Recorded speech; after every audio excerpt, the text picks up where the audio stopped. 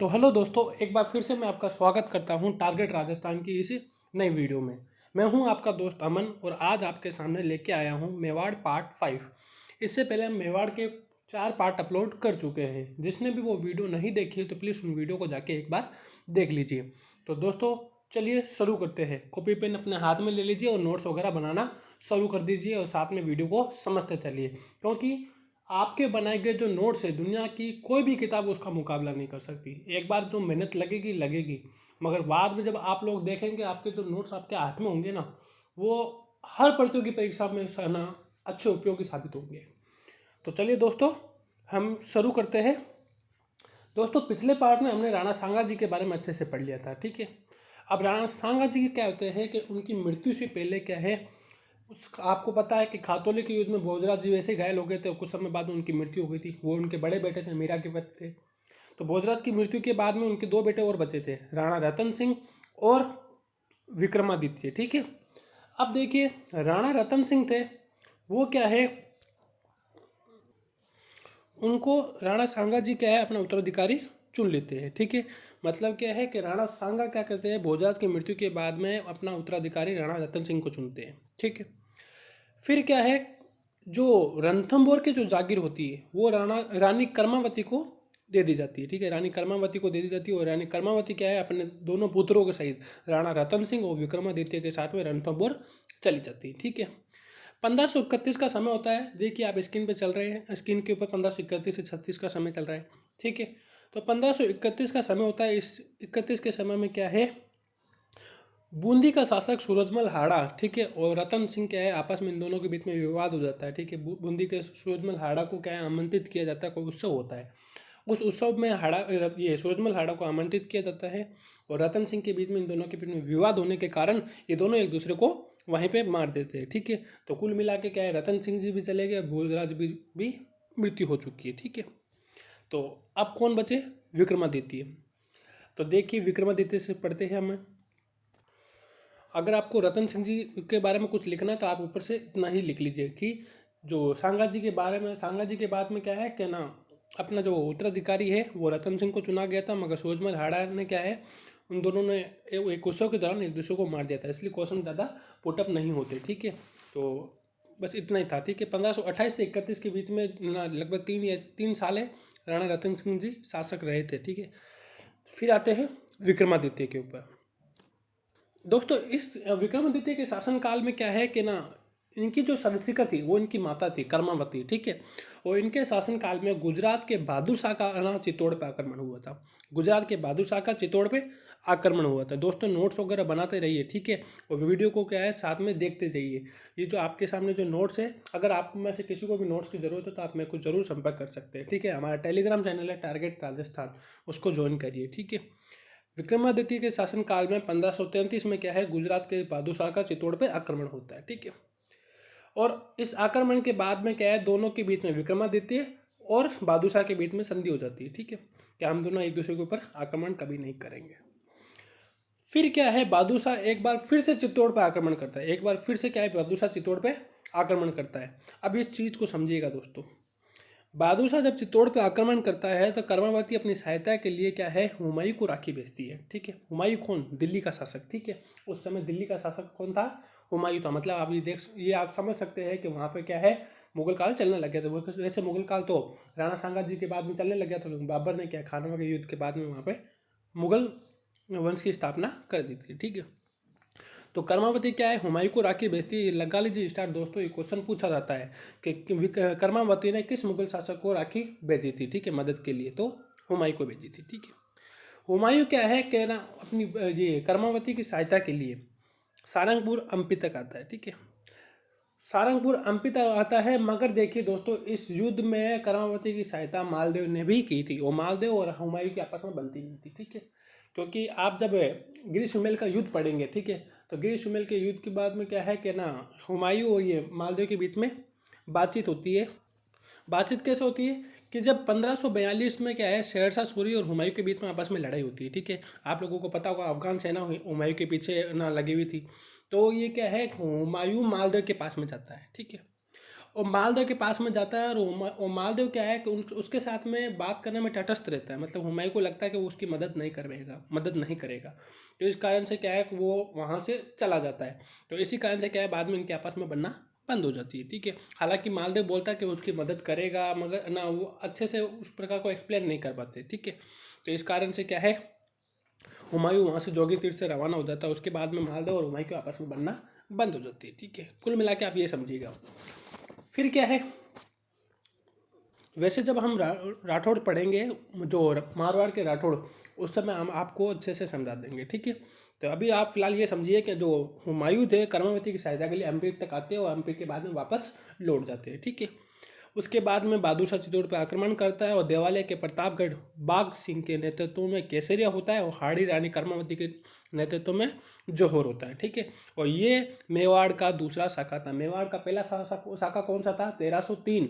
ठीक है, कौन सा, रतन सिंह और पद्मनी वाला। ठीक है, और मेवाड़ का दूसरा शाखा कब हुआ था, 1534 में। मेवाड़ का दूसरा शाखा हुआ था किसके नेतृत्व में, बाघ सिंह और कर्मावती के नेतृत्व में। ठीक है, ये आप समझ गए।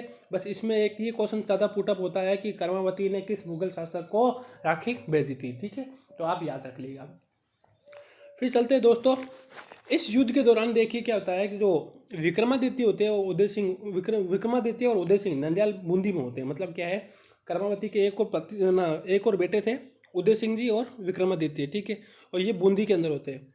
अब दोस्तों कुछ और चीज़ें भी है कि बाघ सिंह की छतरी का है, बाघ सिंह की छतरी का है। ठीक है, आप इसको नोट डाउन कर लीजिए कि बाघ सिंह की जो छतरी है वो पांडुपोल चित्तौड़ में बनी हुई है। कहाँ पे बनी हुई है, पांडुपोल चित्तौड़ में बनी हुई है। ठीक है, बाघ को आप बाज से याद करो। ठीक है, बाघ को आप बाज से याद करो, आपको सिर्फ ना याद करने की दृष्टि से समझा रहा हूँ। ठीक है, तो बाघ को आप बाघ से याद करो। बाघ कहाँ बैठता है, जो बाघ कहाँ पे बैठता है, पोल पे बैठता है। ठीक है, तो पांडुपोल चित्तौड़ में क्या है, बाघ सिंह की छतरी है। बहादुर शाह कुछ समय बाद में पश्चात क्या गुजरात वापस लौट जाता है और विक्रमादित्य शासक बन जाता है। ठीक है, ये थी आपकी ऊपर ऊपर से कहानी। मैंने आपको जितनी भी जो कहानी थी वो आपको मैंने समझा दी। ठीक है, अब देखिए दोस्तों, विक्रमादित्य जब शासक बनता है, उसकी ना विक्रमादित्य की जो हत्या है वो पृथ्वीराज सिसोदिया, कौन, उड़ना राजकुमार, याद रखना। ठीक है, पृथ्वीराज सिसोदिया जिसको उड़ना राजकुमार कहते हैं, उसके दासी पुत्र बनवीर द्वारा हत्या कर दी जाती है। ठीक है, ये चीज़ समझे आप। ये जो ये बनवीर वाली जो बात है, ये आप उसमें जब आपने नैतिक शिक्षा वगैरह पढ़ी होगी, तो जो पुरानी छोटी वाली क्लासें थी उसके अंदर आपके सामने एक पन्ना दाई नाम से एक चैप्टर हुआ करता था, वो वाला चैप्टर आपके सामने अब प्रस्तुत होगा। ठीक है, तो मैं एक बार पढ़ देता हूँ आपके सामने। विक्रमादित्य, इनकी माता कर्मावती इनकी सरीक्षका बनी। ठीक है, 1533 में गुजरात के बहादुर शाह ने मेवाड़ पर आक्रमण किया। रानी कर्मावती ने रणथंभौर किला दिया तथा संधि कर ली। ठीक है, ये संधि हो गई। मैंने जैसे आपको बताया कि एक बार 1533 में गुजरात का आक्रमण हुआ था, मगर बाद में संधि हो जाती है। ठीक है, 1534 और 35 में बहादुर शाह पुनः आक्रमण करता है। कर्मावती हुमायूं को राखी भेजकर सहायता मांगती है। ठीक है, इस समय चित्तौड़ का दूसरा शाखा होता है। तो दो शाखे हो चुके हैं, 1303 और 1534। ठीक है, एक और शाखा होएगा अभी जो अकबर के काल में होगा। ठीक है, अकबर जब आक्रमण करेगा जयमल फत्ता के नेतृत्व में। इस और रानी कर्मावती ने जौहर कर लिया। देवालिया के बाघ सिंह के नेतृत्व में केसरिया किया गया। ठीक है, जो पांडुपोल में इनकी छतरी, याद रखना दोस्तों। ठीक है, ये नोट डाउन कर लीजिए। अगर आपको लगता है कि इस नोट्स में वो चीज़ उपलब्ध नहीं है, तो साथ में क्या है, उस चीज़ को नोट भी करते रहिए। ठीक है, आप यकीन मानिए दोस्तों, आपके बहुत अच्छे नोट्स तैयार होंगे। ठीक है, बनवीर को चित्तौड़ का प्रशासक बना दिया गया। आप देखिए, जैसा कि मैंने आपको बताया कि बनवीर को चित्तौड़ का प्रशासक बना दिया गया। और बनवीर क्या करता है, उड़ना राजकुमार पृथ्वीराज सिसोदिया की दासी का बेटा होता है। ठीक है दोस्तों, पिछले पार्ट के अंदर मैं पृथ्वीराज राठौड़ बोल रहा था, तो उसको थोड़ा क्या है, वो मेरे मुंह से क्या है कि ना गलत निकल गया था। पृथ्वीराज राठौड़ नहीं, वो पृथ्वीराज सिसोदिया है। ठीक है, तो उसको आप है ना सही कर लिएगा, पृथ्वीराज राठौड़ नहीं, सिसोदिया। ठीक है, तो देवलिया के बाघ सिंह के नेतृत्व में केसरिया किया गया। ठीक है, ये भी याद रख लिया। बनवीर को चित्तौड़ का प्रशासक बनाया गया और बनवीर उड़ना राजकुमार पृथ्वीराज सिसोदिया की दासी का बेटा था, याद रखना। ठीक है, ये मैंने आपको सिर्फ ऊपर ये कहानी समझाई है। ठीक है, अब देखिए बनवीर क्या है, विक्रमादित्य की हत्या कर देता है और जो पन्नादाई होती है वो उदय सिंह को लेकर कुंभलगढ़ चली जाती है। ठीक है, पन्नादाई अपने बेटे चंदन का बलिदान देकर उदय सिंह को बचा लेती है और उदय सिंह को लेकर कुंभलगढ़ के आशा देवपुरा के पास में चली जाती है। ठीक है, अब देखिए कैसा होता है। जब बनवीर विक्रमादित्य की हत्या करता है तो पन्नादाई को पता होता है कि अगर वो उदय सिंह की भी हत्या कर देगा तो बनवीर क्या है, शासक बन जाएगा। ठीक है, तो पन्नादाई क्या करती है, उदय सिंह को बचाकर अपने बेटे का बलिदान कर देती है। ये चंदन नाम का उनका बेटा होता है उसका। कि उदय सिंह क्या है, अपने ना कमरे में सो रहे होते हैं, उस समय छोटे होते हैं उसमें, ठीक है। और उदय सिंह को चेंज करके वो अपने बेटे को वहाँ रख देती है। बनवीर वहाँ पे आता है तलवार लेके और चंदन की हत्या कर देता है, ठीक है। और वहाँ से दूसरी तरफ क्या है, जो पन्नादाई होती है वो उदय सिंह को अपने गोद में लेकर कुंभलगढ़ की तरफ रवाना हो जाती है, आशा देवपुरा के सामने पास में चली जाती है, ठीक है। ये जो मैंने ये जो कहानी बताई उदय सिंह वाली और चंदन वाली, ये कहानी आपको छोटी क्लासों में जैसे आप लोगों ने बहुत बार पढ़ी होगी नैतिक शिक्षा के अंदर, ठीक है। वैसे मैं आपको एकदम बेसिकली एकदम एकदम बिगिनिंग से बता रहा हूँ, ठीक है। मैं नहीं जानता कि मेरी वीडियो कौन कौन देख रहा है, कौन कौन नहीं देख रहा है। इस कारण से क्या है, मैं सबको साथ में लेके चलना चाहता हूँ, ठीक। फिर देखिए उदय सिंह जी, पन्नादाई वहाँ पे आशा देवपुरा के पास में चलेगी और बाद में उदय सिंह का जो लालन पालन होता है वो ये आशा देवपुरा ही करते हैं, ठीक है। और ये समय है उदय सिंह जी का 1537 से 72, ठीक है। 1538 में उदय सिंह का कुंभलगढ़ में राज्य अभिषेक होता है, ठीक है। 1538 में क्या है, उदय सिंह का राज्य अभिषेक होता है।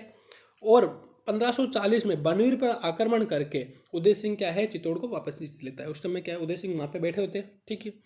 उदय सिंह कहाँ है, कुंभलगढ़ में, और बनवीर चित्तौड़ में बैठे होते हैं, ठीक है। तो बनवीर क्या है, अपने शासक बन के बैठे हुए थे। जीतने में क्या है, उदय सिंह क्या करता है, वहाँ पे अब आक्रमण करता है और बनवीर से आक्रमण करके उसको जीत लेता है चित्तौड़ को, ठीक है।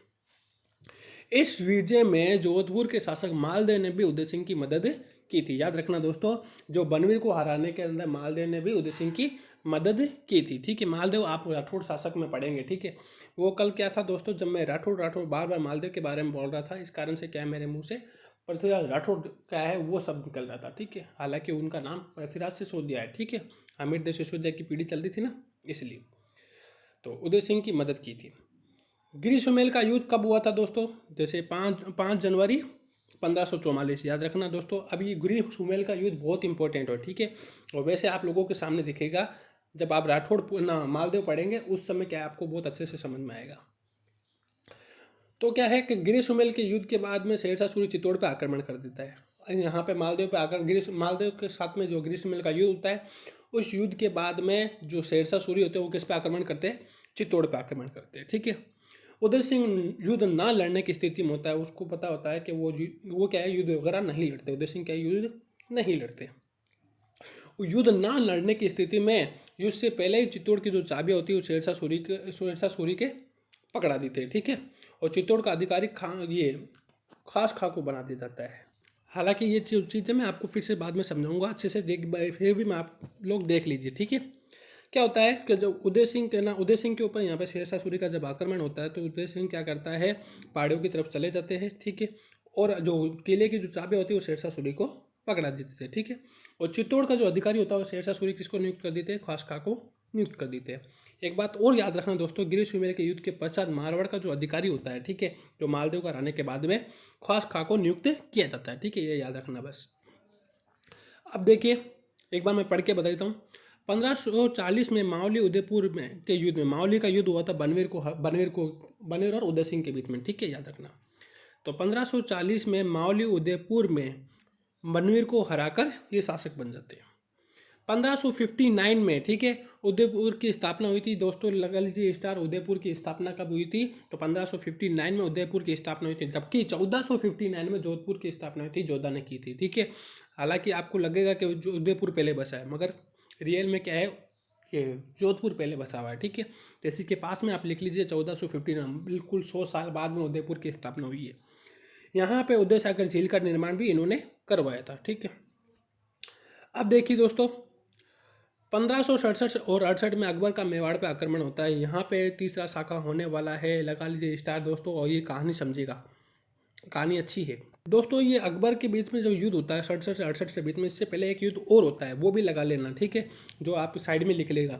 हरमड़ा का युद्ध होता है, उसको बोलते हैं हरमड़ा का युद्ध। 1557 में युद्ध हुआ था, 1557 में हरमड़ा का युद्ध किस किस के बीच में होता, तो उदय सिंह और हाजी खा पठान के बीच में, ठीक है। हाजी खा पठान अजमेर से बिलोंग करते थे। इस युद्ध में मालदेव हाजी खा पठान की सैनिक सहायता करता है, ठीक है। और 1559 के अंदर जैसे मैंने आपको सब कुछ बता दिया, ठीक है। अब देखिए उदय सिंह और अकबर के बारे में पढ़ते हैं कि उदय सिंह और अकबर अकबर उस समय एक नीति बना रहे थे कि या तो क्या है कि राजपूतों को अपने अधीन में लेके अपना मित्र बना के क्या है कि ना अपना मित्र बना के अपने साम्राज्य का विस्तार करें, ठीक है। और या क्या है कि अगर वो अपनी ना मित्रता को एक्सेप्ट नहीं करते तो वो क्या है कि फिर युद्ध के द्वारा इस प्रकार से कार्य करेंगे। तो क्या है 1567 में अक्टूबर का समय था, मांडलगढ़ भीलवाड़ा के रास्ते में अकबर चित्तौड़ की ये घेराबंदी कर दी थी। अब देखिए दोस्तों, एक बात याद रखना, जो उदय सिंह और अकबर के बीच में 1567 का जो युद्ध हुआ था, ठीक है, इस युद्ध के समय में अकबर के साथ में अबुल फजल भी शामिल थे, ठीक है। अबुल फजल अकबर के साथ में थे और अबुल फजल ने इस युद्ध का आंखों देखा वर्णन भी किया है अकबरनामा या आईन अकबरी में, जिसमें तो आईन अकबरी और अकबरनामा में अबुल फजल किसकी किताब है? अबुल फजल की किताब है, ये याद रखना। इस युद्ध में अकबर के साथ में भगवान दास और मान सिंह और टोडरमल भी थे, ठीक है। कौन कौन कौन थे? मान सिंह, भगवान दास और टोडरमल, ये आपके जयपुर के शासक है दोस्तों, ठीक है। और टोडरमल जी है ये नवरत्न में से एक है, ठीक है। मान सिंह भी नवरत्न है। अब देखिए, युद्ध से पहले जब युद्ध होने वाला होता है अकबर और उदय सिंह के बीच में, उस समय क्या है, जैसा कि आपको लोगों को क्या है, जो युद्ध से पहले शक्ति सिंह जो उदय सिंह के बड़े बेटे होते हैं, ठीक है, वो कहाँ पे, वो क्या है अकबर को छोड़कर वापस उदय सिंह के पास में आ जाते हैं, ठीक है। जो शक्ति सिंह होते हैं वो पहले कहाँ चले जाते हैं, ये अकबर के पास में चले जाते हैं, ठीक है। मगर जब ना आक्रमण होने वाला होता है तो वो क्या है अपना हृदय परिवर्तन करने के बाद में वापस उदय सिंह के पास में आ जाते हैं, ठीक है। उदय सिंह को अकबर द्वारा आक्रमण करने की सूचना दे दी थी, वो ये बात जाके क्या ना उदय सिंह को बोल दी था कि अकबर के आपके यहाँ पे आक्रमण करने वाला है, ठीक है। शक्ति सिंह जी आके समझा देते उनको।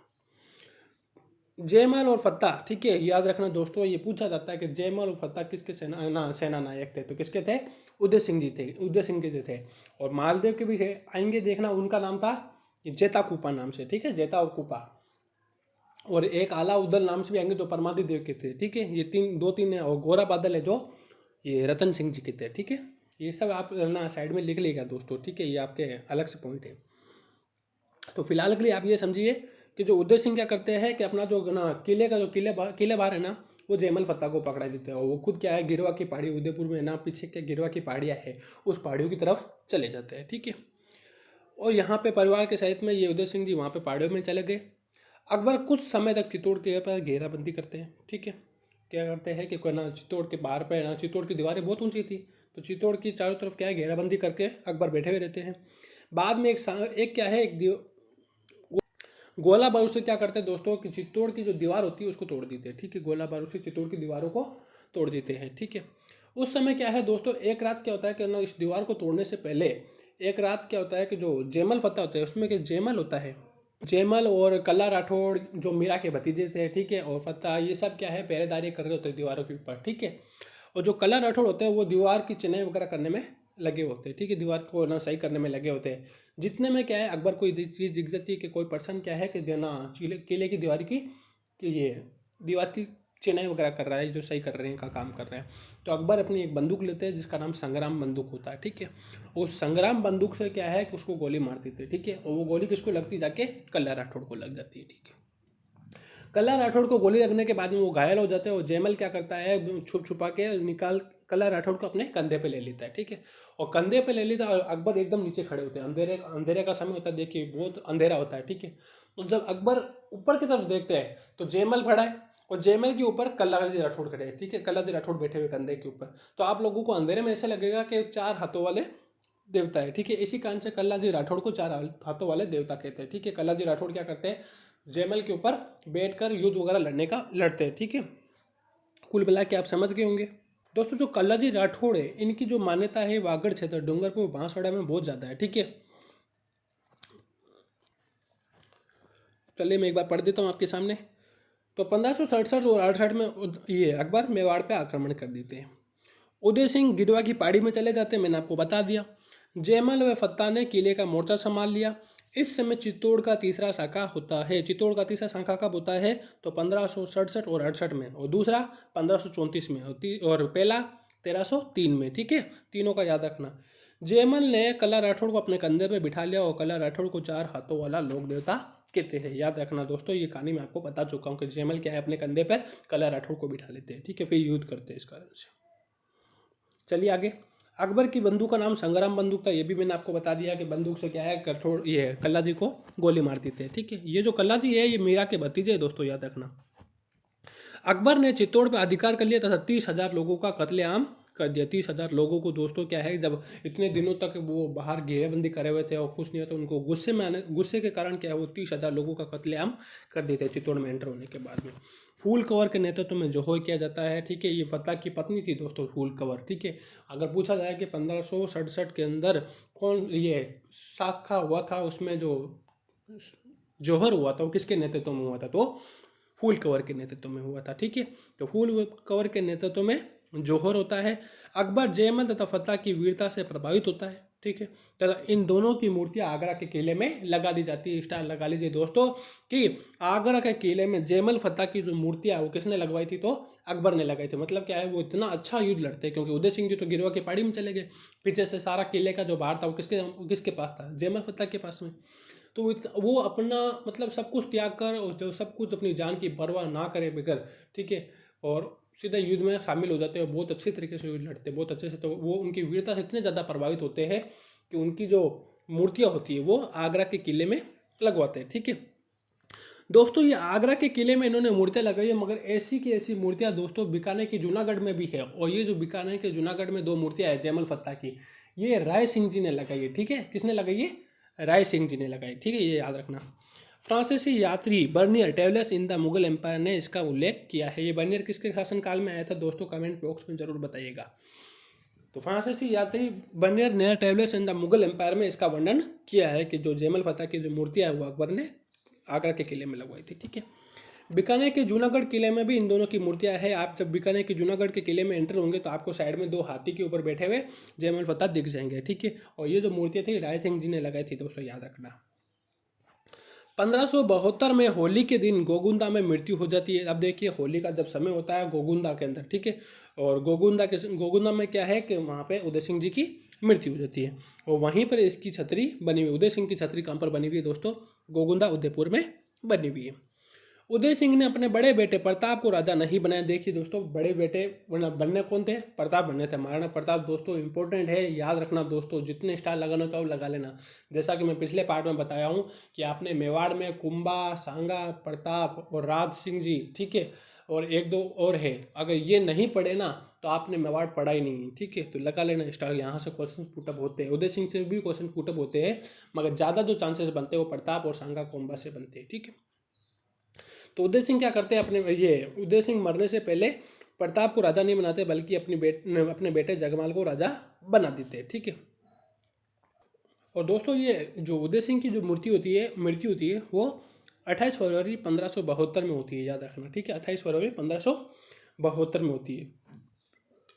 मृत्यु से पहले जगमाल जी को, अपने पुत्र जगमाल को क्या है वो उत्तराधिकारी बना के चले जाते हैं, लेकिन उनकी मृत्यु के बाद में, उदय सिंह की मृत्यु के बाद में जो मेवाड़ के जो सरदार होते हैं, ठीक है, सरदार क्या करते हैं, महाराणा प्रताप को शासक बना देते हैं। वो किशनदास चुंडावत नाम आता है दोस्तों, किशनदास चुंडावत ने जगमाल से युद्ध लड़ते, जगमाल जी से युद्ध लड़के उसे मेवाड़ से भगा दिया। तो वो क्या करते हैं, जगमाल से युद्ध लड़ते और मेवाड़ से जगमाल को भगा देते हैं। और जगमाल होता है कि जगमाल किसके पास में चला जाता है, अकबर के पास में चला जाता है, अकबर की शरण ले लेता है। और यही 1583 ना, जगमाल जी के बारे में बता रहा हूँ कि 1583 में दस्ताने के युद्ध में ये जगमाल जी मारे जाते हैं। ठीक है, तो ये जगमाल जी की कहानी क्या है, समाप्त होगी आपके। अब चलते हैं कि जो मेवाड़ी सरदार किसको बिठा देते हैं वहाँ पे मेवाड़ में, महाराणा प्रताप जी को बिठा देते हैं। तो पढ़ते हैं महाराणा प्रताप जी के बारे में। महाराणा प्रताप लगा लीजिए स्टार दोस्तों, जितने लगाना चाहो, और शासनकाल भी याद रखना। महाराणा प्रताप 1572 से 97 का शासनकाल था। 25 साल तक इन्होंने शासन किया था। कितने साल तक शासन किया था, 25 सालों तक शासन किया था। माता इनकी जयंताबाई, ठीक है, माता का नाम जयंताबाई। जन्म 9 मई 1540, लगा लेना स्टार दोस्तों, हर एक चीज़ इनकी इंपॉर्टेंट है। ठीक है, आप जो भी पॉइंट पढ़ रहे हैं हर एक चीज़ इंपॉर्टेंट है। राजस्थान पुलिस हो, एसआई हो, आरएस हो, पटवारी हो, ग्राम सेवक हो, वनपाल हो, वन रक्षक हो, जितनी भी प्रतियोगी परीक्षा सब में इंपॉर्टेंट होंगे। ठीक है सारे। 9 मई 1540 कुंभलगढ़ के किले में, आराम आराम से समझा रहा हूँ मैं आपको, क्योंकि ना ये क्या है इंपॉर्टेंट है। जयंताबाई सोनगरा माता का नाम, रानी अजबदे पंवर। इनके बचपन का नाम दोस्तों बहुत बार पूछा गया है कि कीका किसका बचपन का नाम था, तो कीका। ये भील लोग इनको कहा करते थे, जो भील वगैरह थे जो इनकी सहायता वगैरह करते थे वो इनको कहते थे, ठीक है। और कीका का मतलब बच्चा होता है दोस्तों, ठीक है। तो बचपन में इनको कीका कहते थे। प्रताप का पहला राज तिलक 28 फरवरी 1572 को गोगुंदा में हुआ था। गोगुंदा में इनके पत्नी इनके पिता उदय सिंह की मृत्यु हुई थी 28 फरवरी को। वो 28 फरवरी के दिन ही प्रताप का पहला राज्याभिषेक हो गया था गोगुंदा के अंदर, ठीक है। सलुम्बर के कृष्णदास चुंडावत ने प्रताप का राज तिलक किया था। और कृष्णदास चुंडावत वो अभी मैंने आपको बताया था कि जगमाल से युद्ध करके जगमाल को जगमाल को भगा देते और जगमाल अकबर की शरण में चला जाता है। तो सलुम्बर के कृष्णदास चुंडावत ने प्रताप का राज तिलक किया था। सलुम्बर किसकी है, अपन लक्ष्य सिंह वगैरह पढ़ रहे थे, लाखा पढ़ रहे थे, तो उस समय अपन ने सलुम्बर देखा था कि चुंडा को सलुम्बर की जागीर दी थी। ये उन्हीं का ये उन्हीं की पीढ़ी से, ठीक है, कृष्णदास चुंडावत। तो प्रताप ने कुंभलगढ़ में अपना विधिवत राज तिलक किया था। दोस्तों एक चीज़ और है कि प्रताप का जो विधिवत राज तिलक था वो विधिवत राज्याभिषेक था वो कहाँ हुआ था, कुंभलगढ़ में हुआ था, ठीक है। जबकि पहला जो राज्याभिषेक हुआ था, वो राज तिलक हुआ था, वो कहाँ हुआ था, गोगुंदा में हुआ था, ठीक है। दोस्तों एक चीज़ और पूछी जाती है कि जो इस समारोह के अंदर जो ये कुंभलगढ़ में राज्याभिषेक हो रहा था, राज तिलक हो रहा था, इस समारोह में मारवाड़ का चंद्रसेन भी मौजूद था, याद रखना, ठीक है। मारवाड़ के चंद्रसेन भी इसे समारोह में मौजूद था, ठीक है। और ये मारवाड़ के चंद्रसेन को प्रताप का पथ प्रदर्शक कहा जाता है, प्रताप का पथ प्रदर्शक या प्रताप का ये अग्रगामी, ठीक है। इस प्रकार से ये मारवाड़ का प्रताप कहते हैं इसको, ठीक है। ये आप जब राठौड़ पढ़ोगे तो उसमें आप अच्छे से समझ लेना। फिलहाल आप महाराणा प्रताप के ऊपर चलिए, क्योंकि मेरे पास में जो भी पॉइंट आएंगे मैं आपको बताते चलूँगा। और सबसे बड़ी बात दोस्तों, नोट्स वगैरह बनाते रहिए, ठीक है। तो अगर आपको लगता है कि आप समझने के साथ साथ नोट्स भी बना सकते हैं तो बहुत ही अच्छी बात है। अगर नहीं तो आप क्या है, नोट्स भी बनाइए और वीडियो को देख के उस चीज़ को समझिए भी, क्योंकि खाली नोट्स बनाने से इंपॉर्टेंट नहीं है। कि नोट्स से कई ज़्यादा बेटर है कि आप जब तक उस चीज़ को समझेंगे तो वो चीज़ आपके दिमाग में बहुत लॉन्ग टर्म के लिए सेट रहेगी, ठीक है। रिविज़न करते रहिए दोस्तों समय समय पर। और अभी फ़िलहाल आपके पास में बहुत समय है, कारण ये है कि कोविड-19 के कारण क्या है कि ना अभी कोई भी एग्ज़ाम मुझे नहीं लगता कि होंगे, ठीक है। सारे एग्जाम स्थगित कर दिए गए, क्योंकि सरकार का जो पहली प्राथमिकता है वो लोग है कि ना उनके ऊपर ध्यान दें, ठीक है। उन पर ध्यान दें, उनकी जान के ऊपर ध्यान दें। एग्जाम क्या है बाद में ध्यान देंगे। तो देखिए इस समारोह में मारवाड़ का चंद्रसेन भी मौजूद था। अकबर ने प्रताप को समझाने के लिए 4 दूत भेजे थे। लगा लीजिए स्टार। ये क्वेश्चन पूछा जाता है दोस्तों, कितनी बार पूछा गया और आगे भी पूछा जाएगा कि इसमें ये क्या होगा कि आपको 4 नाम दे दिए जाएंगे। तो या तो ये पूछा जाएगा कि निम्न में से किसको अकबर ने ये प्रताप को समझाने के लिए नहीं भेजा था, ये भेजा था, या तो ये क्वेश्चन बनेगा। और या क्या है कि आपको क्रम दे दिया जाएगा कि इस प्रकार से आप याद करना, जो भी दूत वगैरह भेजे थे, दूत मंडल, उनका क्रम भेजिए कि क्रम में कौन पहले गया था कौन बाद में गया था, ठीक है। इस प्रकार का क्वेश्चन बनता है, मैंने आपको बता दिया। तो याद रखना दोस्तों, आपको अगर ना साइड में ये जो जलाल खकोची, मान सिंह, भगवान दास और टोडरमल, ये 4 थे, ये 4 क्रम है दोस्तों। साइड में आप लगा लीजिए जमा बाटो, एक ट्रिक बना लीजिए, जमा बाटो साइड में लगा के नीचे क्या है उसको इस प्रकार से बनाइए जैसे जलाल खगोची, ठीक है। मैं से मान सिंह, भय से भगवान दास और टो से टोडरमल जी, ठीक है। ये क्या है, जमा बाटो, ये मैंने आपको बता दिया, ठीक है। तो ये वो दूत मंडल था जो क्या है प्रताप को समझाने के लिए भेजा गया था। प्रताप को समझाने के लिए मतलब कि अकबर चाहते थे कि जो प्रताप है वो उनके अधीन आ जाए और क्या है कि उनसे मित्रता कर ले, ठीक है। मगर ये प्रताप अपने स्वाभिमान को छोड़ना नहीं चाहते थे और वो क्या है कि इस कारण से उन्होंने अकबर की स्वाधीनता कभी स्वीकार नहीं की थी, ठीक है। चलिए आगे, ये दूत मंडल याद रखना दोस्तों, ठीक है, इंपॉर्टेंट है। अब क्या है, जब चारों दूत मंडल भेजे और चारों दूत मंडल से निराशा हाथ में लगी तो इस कारण से क्या है कि हल्दी घाटी का युद्ध होना था, ठीक है दोस्तों। 18 जून 1576 में, ये तो क्या है कि ये कई किताबें बोलती है कि इनका जो हल्दी घाटी का युद्ध था वो 18 जून 1576 में हुआ था, जबकि बदायूं और कोई और भी अन्य इतिहासकार और एनसीईआरटी जो बोलती है वो बोलती है कि 21 जून 1576 को क्या है ये हल्दी घाटी का युद्ध हुआ था, ठीक है। क्या बोलते हैं, 2 डेटें सामने आएगी। अगर आपके सामने ये 21 जून आती है तो आप 21 जून पे ही राइट लगाना, ठीक है, क्योंकि एनसीईआरटी बोलते हैं कि 21 जून। और बदायूं है जो इस युद्ध में शामिल था, ठीक है। इस युद्ध में क्या है, इस युद्ध में था बदायूं और वो बोलता है कि 21 जून को युद्ध हुआ था, ठीक है। और इस कारण से आप 21 जून को प्राथमिकता देंगे। अगर 21 जून ऑप्शन में ना हो तो आप 18 जून लगाएंगे, ठीक है। तो क्या है, हल्दी घाटी का युद्ध होता है 18 जून 1576 या 21 जून 1576, ठीक है, लगा लेना। अकबर के सेनापति कौन होते हैं दोस्तों? इसमें मान सिंह और आसिफ खां होते हैं, याद रखना, ठीक है। मान सिंह और आसिफ खां होते हैं इस युद्ध में, मान सिंह और आसिफ खां होते हैं, ठीक है। प्रताप की तरफ से राम सा तोमर जो ग्वालियर से बिलोंग करते हैं, और ये किशन दास चुंडावत, ठीक है। हकीम का सूरी, ये भी लगा लेना स्टार देखो, और पूंजा भील और हकीम का सूरी दोनों स्टार लगा लेना दोस्तों। ये क्वेश्चन पूछा जाता है कि हकीम का सूरी किसके सेना नायक थे? तो प्रताप के सेना नायक थे। या हल्दी घाटी के युद्ध में एकमात्र मुस्लिम सेनापति कौन थे, या मुस्लिम से ये सेना नायक जिन्होंने प्रताप की सहायता की थी? तो हकीम का सूरी थे, ठीक है। और पूंजा भील भी याद रखना, ठीक है। पूंजा भील किसकी सेना ने ये किसकी सहायता कर रहे थे हल्दी घाटी के युद्ध में? प्रताप की। अब दोस्तों देखिए, जैसा कि मैंने आपको बताया कि 18 जून 1576 में दोस्तों अबुल फजल के वितरण के अनुसार, और डॉक्टर आशीर्वादी श्रीलाल वास्तव, ये लिख लेना, ठीक है, कि अबुल फजल के विवरण के अनुसार और डॉक्टर आशीर्वादी लाल श्रीवास्तव व कुछ इतिहासकार बोलते हैं कि ये युद्ध 18 जून को हुआ था, ठीक है, जैसा मैं आपको बताया।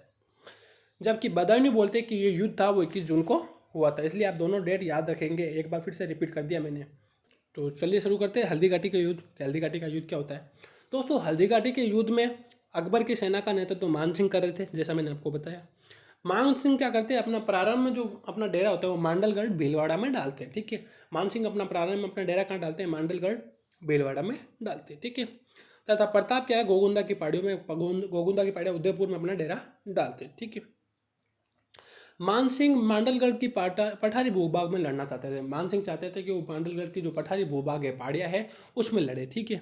मांडलगढ़ के बाद में मान सिंह रणथंभौर होता मोलेला गांव राजसमंद में अपना केंद्र बना लेते हैं, ठीक है। मोलेला गांव राजसमंद में अपना केंद्र बना लेते हैं। एक कुछ आप कहानी समझ रहे हो कि प्रताप कहाँ गोगुंदा में बैठे हुए और ये मोलेला गांव राजसमंद में बैठे हुए, ठीक है, अपना केंद्र बना के। इस युद्ध में इतिहासकार अब्दुल कादिर बदायूं मौजूद थे, ठीक है। याद रखना कि ये हल्दी घाटी युद्ध का वर्णन या आंखों देखा वर्णन किसने किया है? तो बदायूं ने किया, याद रखना। इतिहासकारों के अनुसार मान सिंह और प्रताप की सेना का जो अनुपात था वो 4:1 था। मतलब क्या है, फॉर एग्जाम्पल 4:1 का, कि अगर अकबर की सेना में 400 लोग हैं तो यहाँ पे प्रताप की सेना में 100 लोग होंगे। ये मतलब मैंने आपको समझाया है, ठीक है, 4:1 का मतलब। ये युद्ध दोस्तों, हल्दी घाटी का जो युद्ध था ये 2 स्थानों पर हुआ था, याद रखना। पहला था हल्दी घाटी, ठीक है। हल्दी घाटी अगर आप गए होंगे तो वहाँ पे आप देखना, बहुत अच्छी जगह है, ठीक है। और रक्त तलाई, ठीक है। तो जैसे ट्रेनिंग वगैरह करते हैं तो उन पर्सन को जो इतिहास में बहुत ज़्यादा रुचि रखते हैं, ठीक है। एक तो क्या है कि जो इतिहास में कभी रुचि नहीं रखी उन लोगों ने, जिन लोगों ने, जैसे वो किले में जाते हैं नॉर्मली जाके वापस आ जाते हैं, ठीक है। और जो क्या है कि जो इतिहास में बहुत ज़्यादा रुचि रखते हैं तो वो जब उस जगह पे पहुंचते हैं ना, तो उस चीज़ को वो अनुभव करते हैं एक्सपीरियंस के साथ में, कि देखो क्या ना, ये वही जगह जिसके बारे में हमने पढ़ा था, ठीक है। तो वो उस चीज़ को अन्य लोगों के मुकाबले कहीं ज़्यादा अनुभव करते थे। तो ये जो युद्ध था हल्दी घाटी का, ये 2 स्थान पे हुआ था, हल्दी घाटी और रक्त कलाई। प्रताप का पहला आक्रमण इतना प्रबल था दोस्तों, जब ये दो आपस में भिड़ी थी सेना, तो ये सेना में क्या है, इतना प्रबल आक्रमण था ये प्रताप का, तो जो मुगल सेना होती है वो पीछे भाग कर रक्त तलाई तक पहुंच जाती, ठीक है। रक्त तलाई तक मुगल सेना क्या है, दौड़ता थी, ठीक है। प्रताप देखिए कि 4:1 होने के बावजूद भी क्या है, प्रताप की सेना इतनी प्रबल थी कि जो मुगल सेना थी वो पीछे पीछे उनको दौड़ा दिया था और रक्त तलाई तक चले गई थी, ठीक है। युद्ध में मेहतर खां दोस्तों, आप ये देखिएगा कि युद्ध में क्या है कि मेहतर खां ये अफवाह फैला देता है कि जो अकबर है वो युद्ध में स्वयं आ गए हैं, ठीक है। अकबर युद्ध में नहीं थे, ठीक है। अब दोस्तों ये देखा, मैंने आपको बोला कि हल्दी घाटी के युद्ध में कौन था, मान सिंह थे, अकबर नहीं थे, याद रखना, ठीक है। ये अकबर ने तो भेजी थी सेना के प्रताप को अपने अधीन में लेने के लिए, ठीक है। मगर क्या है, जब रक्त तलाई से जब सेना क्या है वापस पीछे लौटनी शुरू हो जाती है और सारी सेना क्या, उनको ऐसा लगने लगता है कि हम प्रताप की सेना को नहीं हरा पाएंगे। तो इस कारण से क्या है कि मेहतर खां होते हैं वो ये अफवाह फैला देते हैं कि अकबर क्या है, स्वयं इस युद्ध में आ गए हैं, जिस कारण से जो भागती हुई सेना है वो रुक जाती है और उनमें एक उत्साह आता है, ठीक है, और वापस वो युद्ध करने के लिए तैयार होती है, ठीक है। ये कहानी आप समझे। डॉक्टर आशीर्वादी श्रीलाल वास्तव ने इस युद्ध को बादशाह बाग का युद्ध कहा है। लगा लीजिए स्टार दोस्तों के आशीर्वाद, ये श्रीलाल वास्तव ने इस युद्ध को किस नाम से संबोधित किया है, तो ये बादशाह बाग का युद्ध, ठीक है, याद रखना।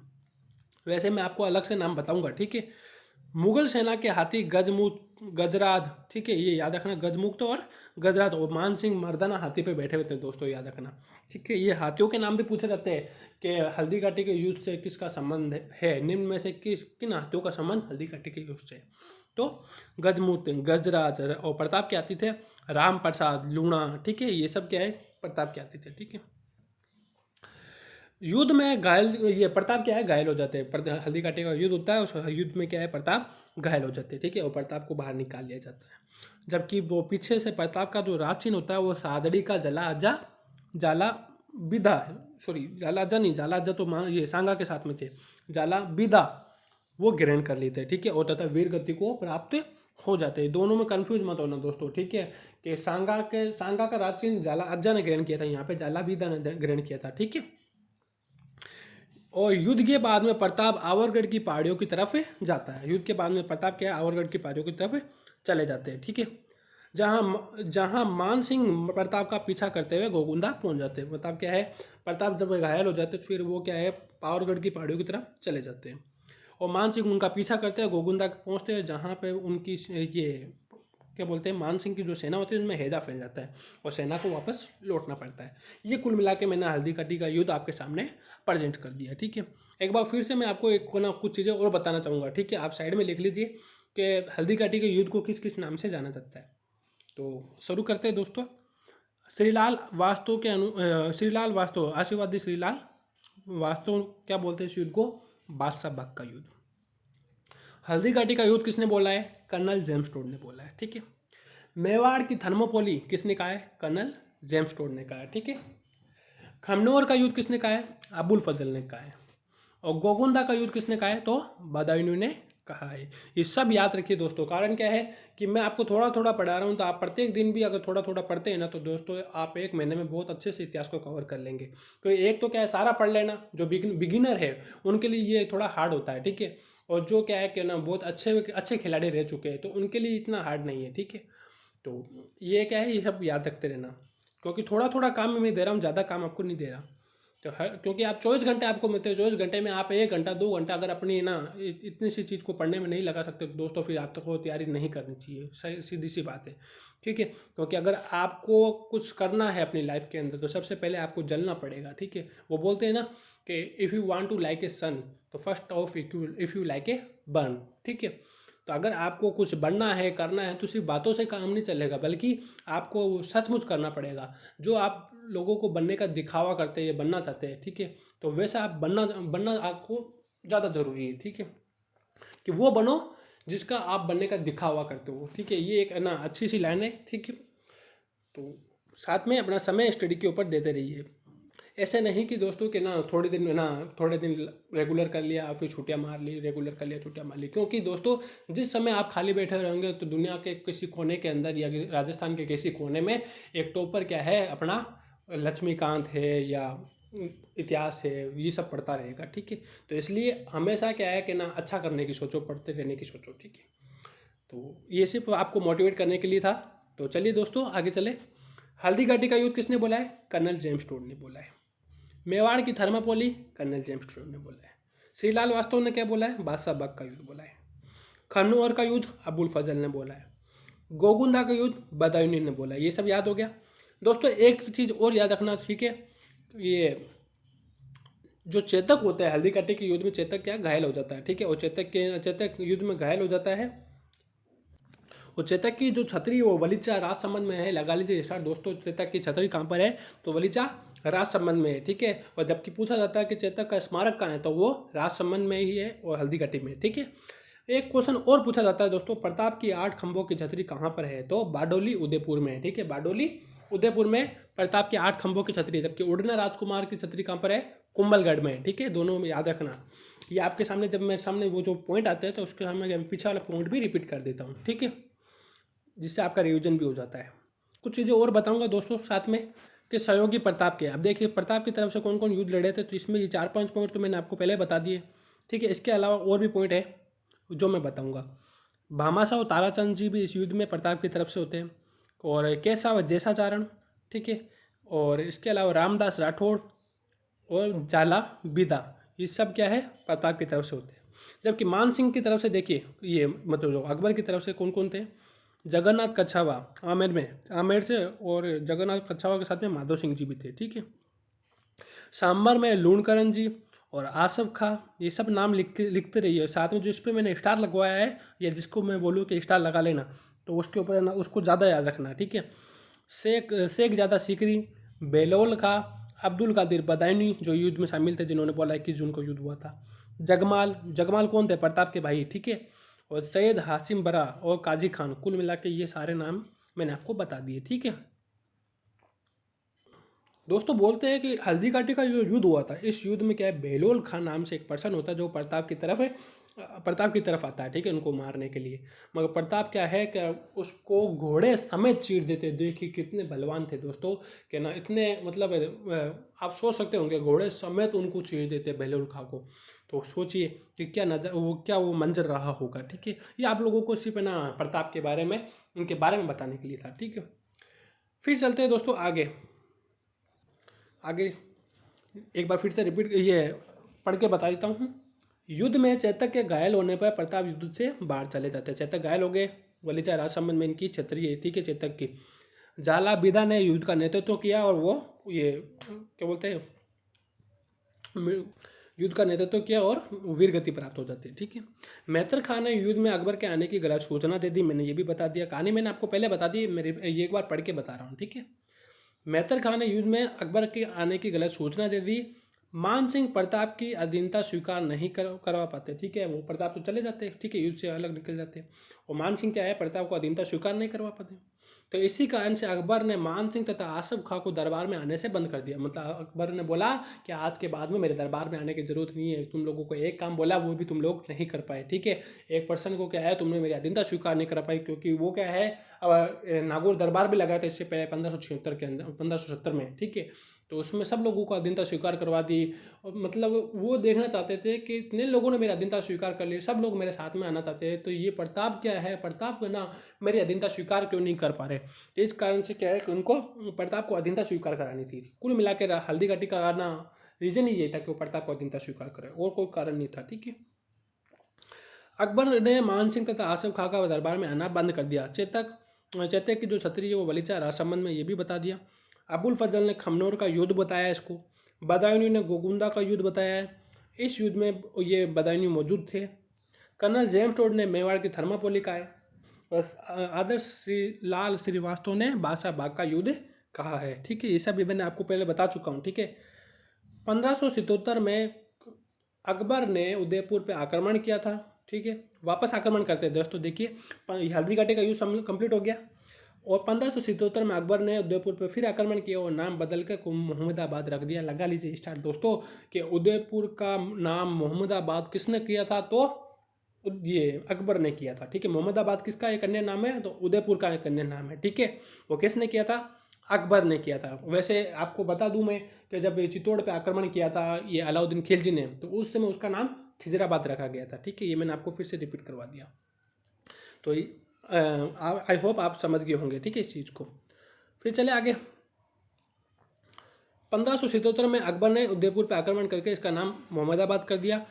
कुंभलगढ़ का युद्ध, ठीक है दोस्तों, ये क्वेश्चन पूछा जाता है कि मुगल सेनापति शाहबाज खान के नेतृत्व में कुंभलगढ़ में 3 बार आक्रमण किए थे दोस्तों, 1577, 78 और 79, ठीक है। ये 3 बार क्या है आक्रमण किए गए थे, ठीक है। शहबाज खान के नेतृत्व में कुंभलगढ़ पर कितनी बार आक्रमण किए गए थे, 3 बार आक्रमण किए गए थे, ठीक है। अब कुंभलगढ़ का जो युद्ध है तो हम कल पढ़ते हैं दोस्तों। आज के लिए ये हल्दी घाटी का युद्ध काफ़ी है, ठीक है। और अपना ध्यान रखें और सुरक्षित रहिए, और जितना हो सके नेगेटिव चीज़ों से दूर रहे, ठीक है। और तो मिलते हैं दोस्तों अगले सेशन में, बाय।